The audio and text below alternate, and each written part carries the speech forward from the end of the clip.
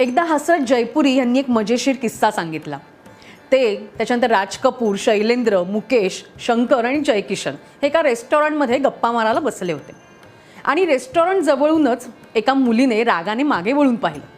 त्यावर जयकिशन पटकन म्हणाले की मुडमुड के ना देख. आणि राज कपूर यांना ही ओळ एवढी आवडली. तेव्हा ते श्री 420 चित्रपट बनवत होते आणि त्यांनी शैलेंद्र यांना सांगितलं की त्यांना याच ओळीवर आधारित गाणं हवंय आणि पुढे तेच गाणं विलक्षण लोकप्रिय झालं. शंकर जयकिशन यांनी त्यांच्या गाण्यावर अथक परिश्रम केले. 10-12 तास सतत रिहर्सल करणं सामान्यच होतं.